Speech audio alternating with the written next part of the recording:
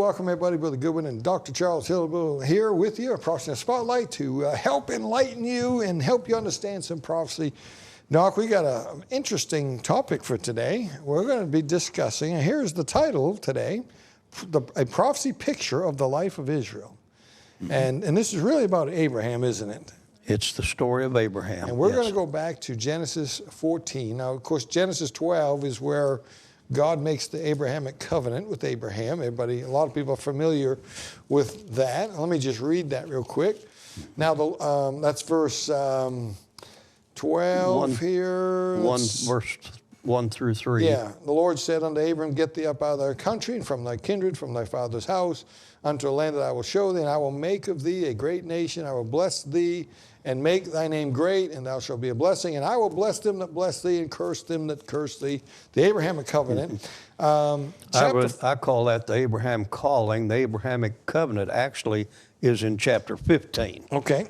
Yeah, when God makes the covenant, when he walks between the halves alone, okay, and makes a covenant that's unconditional. It's based on him. Yeah. All right. Now, chapter 14 is what we're going to deal with today. Right.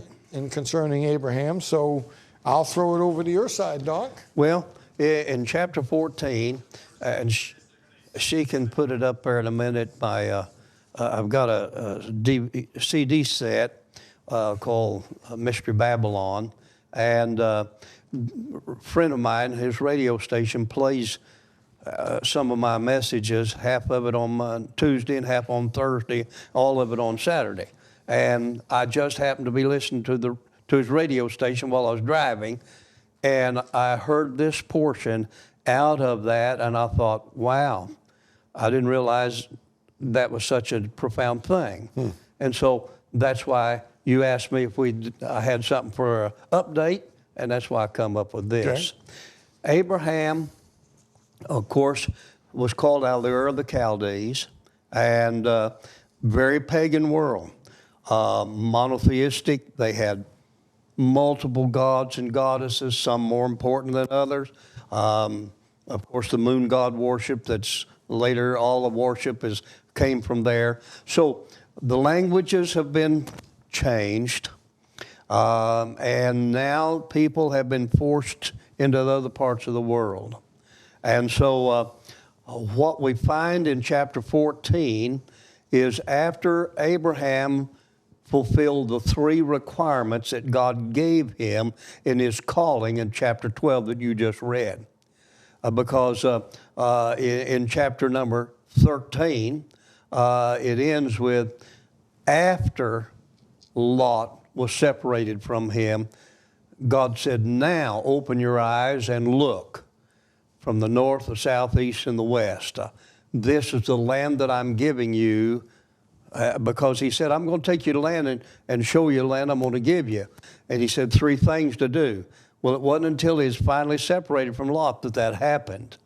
And then as soon as God gave the promised land to Abraham, Abraham built an altar, and God opened his eyes and said, here's where it is, from the sea to the river Euphrates, the great river in Egypt, and north, about 10 to 12 times bigger than Israel's ever had as a boundary, is the promised land. And so here's the setting. In chapter 14, there's going to be a war come. And I printed the notes off because I can read font bigger here than I can in my Bible. Yeah. So I'm reading from the King James Bible. Verse 1, and it came to pass in the days of Amphrael, king of Shinar. Well, Shinar is the valley where the people, when they came off the Mount of Ararat, the greater majority of them made their way down to the land between the rivers, the Shinar Valley. That's where Babel is. And so here we find Amphrael, the king of Shinar.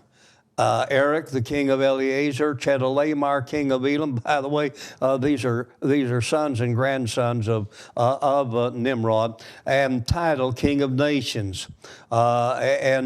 These made war with Barak, king of Sodom, and the king of Gomorrah. And there was these 4 kings came from the Shinar Valley, which would have been the center of Babylonianism.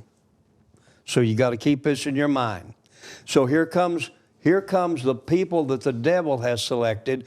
The devil has selected him a city, Babel, later called Babylon, to come against Israel. God's choosing Salem, later called Jerusalem, to center the plan of redemption. And so here you got the people. So here's what it is.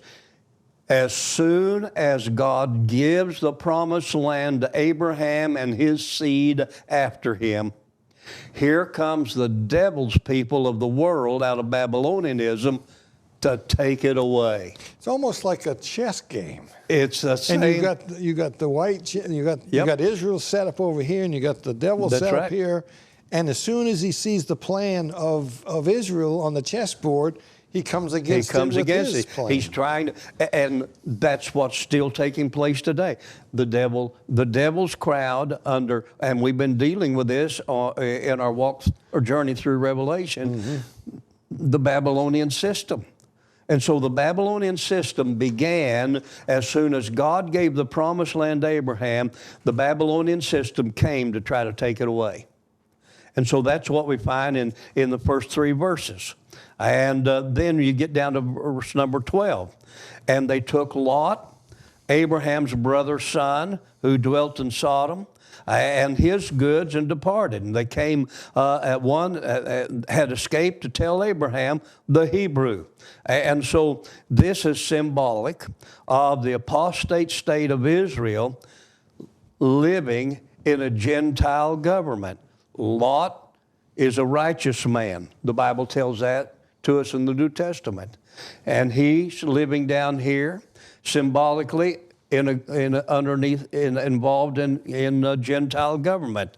And the many times that Israel has been under Gentile bondage. So we're seeing this is a microcosm of the entire time of Israel. So let me stop right there, because that's fascinating. What you're saying is the whole story of Abraham and Lot and Sodom and Gomorrah is illustrating intertwining of God's people with government. That's right, and how that the Gentile world is always, and I think earlier in a show I said Romans 12, but it's Romans 11 and verse number 25. He said, "For I would not, brethren, that you should be ignorant of this mystery, lest ye should be wise in your own conceit, that blindness in part has happened to Israel until the fullness of the Gentiles be come in." Yep.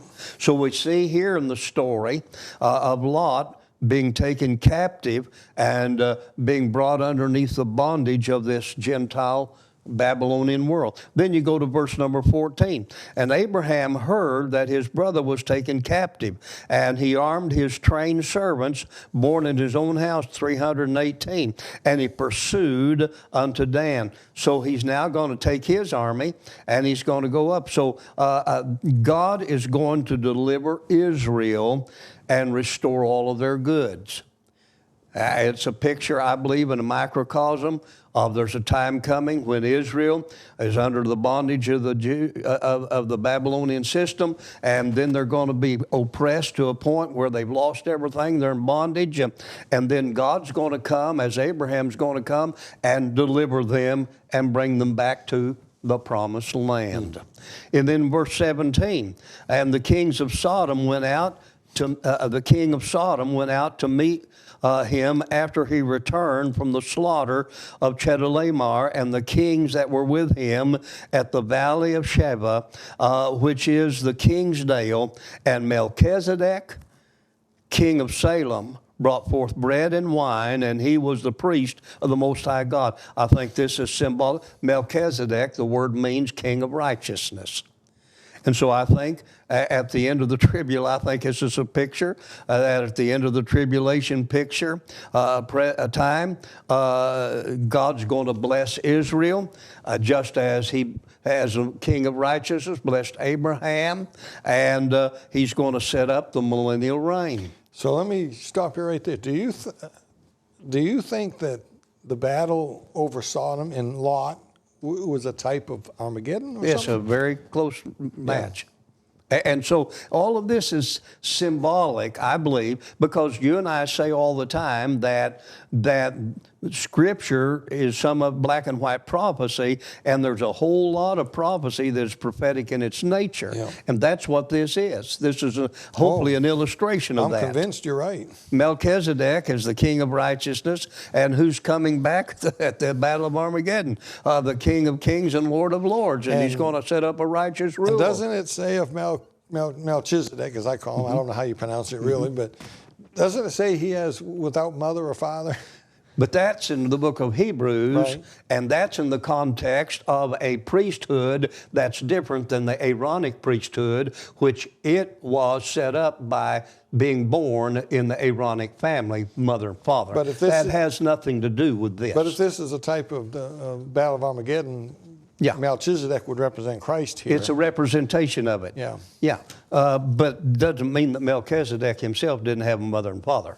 Right, that's the big question that Yeah. people argue. Well, I can help people with that. Was he real or not? No, and it wasn't a Christophany. He's a literal king over the city of Sodom, or over Salem. But he's also like Abraham, like Abraham is symbolic of God. He's a type of something. He's a type of something. Yeah. Here. Then in verse 19, and he blessed him and said, Blessed be Abram of the Most High God, possessor of heaven and earth, and blessed be the Most High God, which hath delivered thine enemies into thy hand, and he gave him tithes of all. So he's going to bless Israel, which is the seed of Abraham, and he's going to set up the millennial kingdom. Then you come to the verse 21.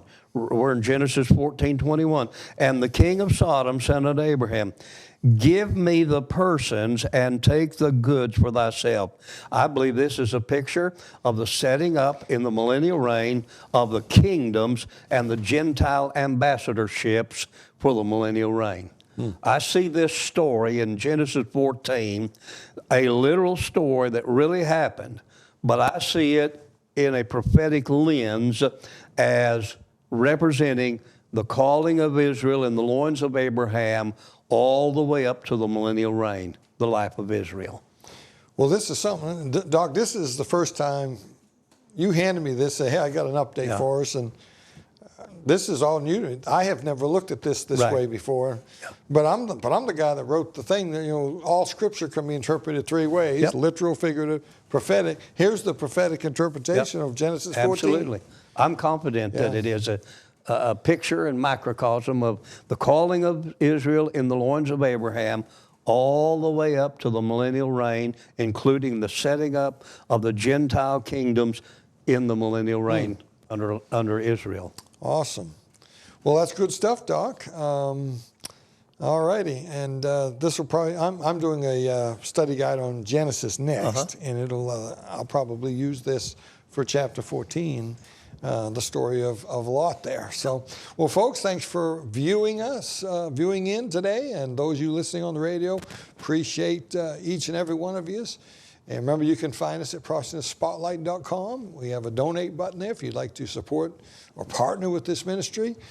Pray for us. Pray that God opens doors. In fact, we do have some new doors that have opened. We're going to be on some new networks. We're going to be on Direct TV, channel 379, the Faith TV network. We're going to be on there.